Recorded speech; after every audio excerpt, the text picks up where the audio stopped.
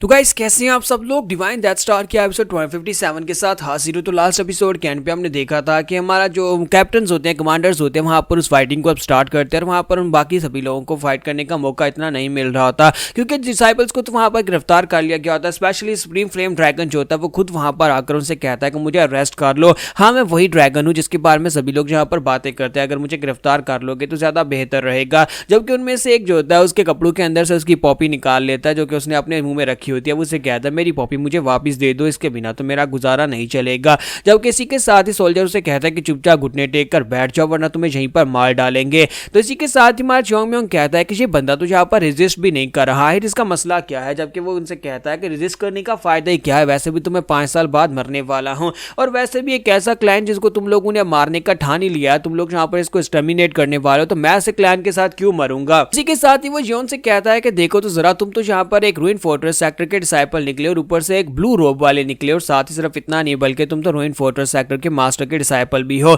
तुमने अपनी आइडेंटिटी को छुपा कर रखा लेकिन तुम्हारी ट्रू आइडेंटिटी वाकई में बहुत ज्यादा कमाल की है। तुम्हारा योन सोच रहा होता है कि देखो तो जरा, इसकी हाफ सिस्टर को यहाँ पर मैंने मार डाला और बाकी के इसके क्लैन के लोग यहाँ पर मर रहे हैं लेकिन इसे इस बात की कोई परवाह नहीं है। मुझे लगता है कि या तो ये पागल है या फिर ये यहाँ पर इस वाकई में इन लोगों की परवाह नहीं करता क्योंकि ये खुद यहाँ पर 5 साल बाद मरने वाला है इसी वजह से। लेकिन मेरा भी तो यही हाल है, मेरे पास डिवाइन डेथ स्टार की पावर्स और मैं भी 5 साल के बाद मरने वाला हूँ। तो सुप्रीम फ्लेम ड्रैगन उसे कहता है कि मुझे एक बात तो बताओ कि तुमने वहां पर जिस तलवारबाजी की टेक्निक को यूज किया वो कौन सी टेक्निक है। मैंने आज से पहले इस तरह की टेक्निक नहीं देखी। क्या तुम मुझे यहाँ पर उस टेक्निक की कल्टीवेशन टेक्निक के बारे में बताओगे? क्या तुम मुझे यहाँ पर ये टेक्निक के बारे में सिखाओगे? मैं सीखना चाहता हूँ। तुम्हारा योन उसे कहता है कि तुम यहाँ पर मरने वाले हो, हमने तुम्हें गिरफ्तार कर रखा और तुम यहाँ पर सीखना चाहते हो। और साथ ही उससे पूछता है कि तुम्हारी सिस्टर जो है वो मर चुकी है और तुम यहाँ पर मुझसे कह रहे हो कि तुम मुझसे तलवारबाजी की टेक्निक सीखना चाहते हो। क्या तुम वाकई में यहाँ पर इस बात की परवाह नहीं कर रहे कि तुम्हारे लोग यहाँ पर मर रहे हैं या फिर तुम एक बेवकूफ हो? तो वहां पर उसके लोग वाकई में वहां पर उनके सभी लोगों को इकट्ठा किया जाता है, उनकी डेड बॉडीज को। तो वो उसे कहता है कि क्या तुम्हें वाकई में लगता है कि क्लैन के लोग मुझे यहाँ पर अपना समझते भी हैं? उन लोगों ने सिर्फ और सिर्फ अपने क्लैन की रेपुटेशन बनाए रखने के लिए मेरी स्ट्रेंथ को यूज करते हुए मुझे यहाँ पर पैट्रियार्च का सक्सेसर बनाया था।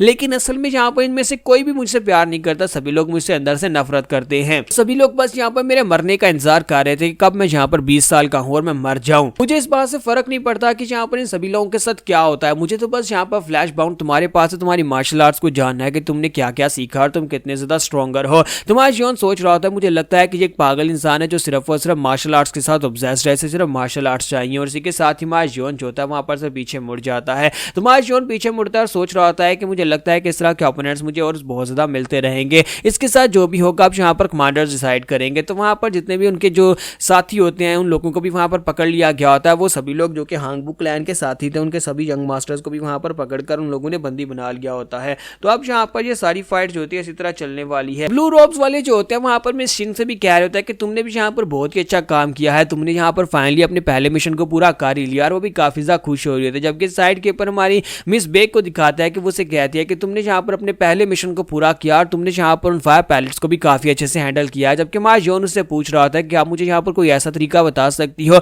जिससे अगर कोई फ्लैश बॉम्ब मेरे पास फटे तो मैं यहाँ पर उसकी एनर्जी से अपने आप को बचा सकूं, जैसे कि कमांडर जिनमा और यहाँ पर चोंग म्योंग ने किया था। तो मिस बेग उसे कहती है कि हाँ क्यों नहीं, यहाँ पर एक टेक्निक होती है जिससे तुम यहाँ पर अपनी एनर्जी को अपनी बॉडी के इर्द गिर्द अप्लाई करते हो। यानी कि अपनी तुम्हारी जो स्पेशल की पावर होती है उसके साथ तुम अपनी पूरी बॉडी के इर्द गिर्द एक शील्ड बना लेते हो और इस शील्ड के साथ तुम यहाँ पर अपने आप को उस बॉम्ब की एनर्जी से बचा सकते हो। इसके साथ ही हमारा चंग साइड के ऊपर से निकल कर आता है, कहता है कि देखो तो जरा, यहाँ पर मुझे आज भी वो दिन याद है जब हम लोग पहली बार यहाँ पर रूइन फोर्ट्रेस सेक्टर के अंदर आए थे और उस वक्त हम लोगों ने आकर एग्जाम्स दिए थे और आज यहाँ पर तुम मेरे सुपीरियर बन चुके हो। तुम्हारा चंग जो होता है वहां पर उसके बारे में अनाउंस करने लगता है, यानी उसकी तारीफें करने लगता है। तो उसी के साथ ही हमारा जो योन होता है वो उसे कहता है कि अब जबकि मैं एक ब्लू रोब का मार्शल मास्टर बन चुका हूं तो मैं यहाँ पर तुमसे कुछ कहना चाहता हूं। तो चंग कहता है कि हाँ बताओ तुम क्या कहना चाहते हो। तो योन कहता है कि प्लीज मुझे माफ करना वॉन चैंग, लेकिन मुझे लगता है कि आज के बाद से हम दोनों के बीच में सब कुछ खत्म। मुझे ये काफी ज्यादा अजीब लगता है कि तुम यहाँ पर मेरे बारे में आकर मेरी तारीफें करना शुरू कर देते हो और मुझे यहाँ पर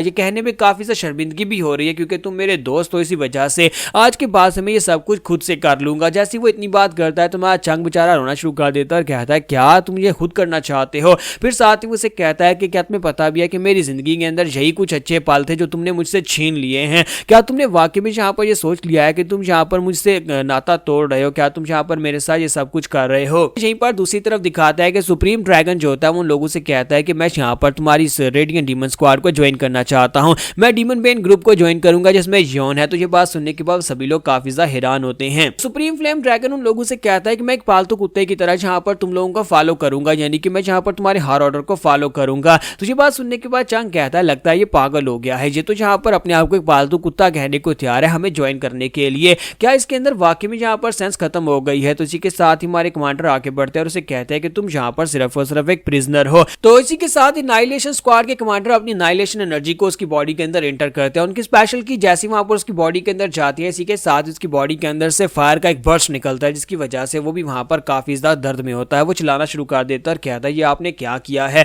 तुम्हारा योन जो होता है वहां पर नाइलेशन स्क्वाड्रन कैप्टन कमांडर की तरफ देखता है कि उसने यहाँ पर अपनी स्पेशल टेक्निक को यूज किया और हमारा चंग उसे बताता है इसने यहाँ पर उसके एक्यूप्रेशर स्ट्राइक टेक्निक को यूज किया है। इसे यहाँ पर बहुत ही स्पेशल टेक्निक कहा जाता है। ये नाइलेशन स्क्वाड कैप्टन की स्पेशल टेक्निक है जिसमें वो अपनी की को यहाँ पर इस तरह से यूज करते हैं। तो कमांडर से कहते हैं कि लड़के मुझे पता है कि तुमने यहाँ पर फेयरी यांग डिवाइन आर्ट को मास्टर किया हुआ है, क्या तुम्हें पता है कि मेरी बॉडी के अंदर जो मैंने अभी जहाँ पर एनर्जी तुम्हारी बॉडी के अंदर डाली है वो वुड की एनर्जी थी, और क्योंकि मेरी जो बेस एनर्जी है वो वुड की एनर्जी है और तुम्हारी जो एनर्जी है वो यांग एनर्जी है, फायर की एनर्जी है। जब यहाँ पर वुड एनर्जी तुम्हारी बॉडी के अंदर जाएगी तो तुम्हारी यांग एनर्जी उसको और भी ज्यादा फ्यूल अप करेगी, यानी वुड एनर्जी जो है तुम्हारी बॉडी के अंदर फायर को इंक्रीज करेगी जिसकी वजह से तुम्हारी बॉडी के अंदर एक बहुत ही बड़ा धमाका हो सकता है। क्या तुमने यहाँ पर कभी इस बारे में सोचा है कि अगर मैं यहाँ पर तुम्हारी बॉडी के अंदर अपनी फुल एनर्जी को डालूं तो क्या होगा। तो वो उसे कहता है कि जी मास्टर मुझे अच्छी तरह से पता है कि आप यहाँ पर क्या कह रहे हैं, आपने अपनी स्पेशल वुड टाइप की एनर्जी को मेरी बॉडी के अंदर डालकर मेरी एनर्जी को मल्टीप्लाई कर दिया। अगर आप इसी तरह यहाँ पर अपनी वुड एनर्जी को मेरी बॉडी के अंदर डालेंगे मेरी बॉडी के अंदर जो फायर है वो मल्टीप्लाई हो जाएगी जिसकी वजह से एक जबरदस्त धमाका होगा। तो नाइलेशन स्क्वाड कैप्टन उसे कहते हैं तो अब तुम्हें समझ आ रही है कि तुम यहाँ पर हमारे लिए बिल्कुल बेकार हो, तुम यहाँ पर चुपचाप बैठे रहो, हम तुम्हें यहाँ पर ये सब कुछ नहीं देने वाले जो तुम चाहते हो। जब किसी के साथ ही वहां पर जोर जोर से हंसना शुरू कर देता है, साथ ही वहां पर चिल्लाना शुरू कर देता है, बेकार सी बातें करना शुरू कर देता है और कहता है तो फिर ठीक है मैं अपने आप को मार डालूंगा अगर तुम लोग यहाँ पर मुझे अपनी स्क्वाड का हिस्सा नहीं बनाओगे। तो वो सभी लोग कहते हैं कहीं ये पागल तो नहीं हो गया है, ये किस तरह की बातें कर रहा है। तो उसी के साथ ही वहां योन आके बढ़ता है, उसके सर में मारकर उसको बेहोश कर देता है और कहता है बेवकूफ कहीं का, ये तो वाकई में यहाँ पर पागल हो गया है। तो उसको मारकर बेहोश करने के बाद वहां योन जो होता है उनसे बात करता है और वो कमांडर जिनमा से कहता है कि कमांडर जिनमा आपने यहाँ पर अभी तक इसकी एनर्जी कोर सेंटर को डिस्ट्रॉय क्यों नहीं किया, क्योंकि यहाँ पर ये एक बहुत ही बड़ा थ्रेट है। तो कमांडर जिनमा उसे कहते हैं कि फोर्ट्रेस मास्टर ने कहा था कि इस लड़के को सही सलामत वापस लेकर आना है, हो सकता है कि वो इस लड़के के एनर्जी कोर को यहाँ पर सेव रखना चाहते हैं क्योंकि ये लड़का हमारे काफी ज्यादा काम का है। तुम्हारा जोन कहता है तो फिर कैसा रहेगा इसे अगर हमारे रूइन फोर्ट्रेस को ज्वाइन करने दिया जाए। फिर साथ ही इसी के साथ ही वहां पर कमांडर्स जो होते हैं अपने डिसाइपल से कहते हैं कि हम लोग यहाँ पर सबसे पहले हांगबू क्लैन के जितने भी ब्रांच सेक्टर्स हैं उन सभी को डिस्ट्रॉय करते हुए आगे बढ़ेंगे। तो उसके साथ ही वो लोगों को कहते हैं कि अब तुम्हें यहाँ पर अपनी अपनी स्क्वाड के साथ आगे बढ़ना होगा, सभी लोग यहाँ पर ग्रुप्स बनाएंगे और यहाँ पर से आगे की तरफ बढ़ेंगे।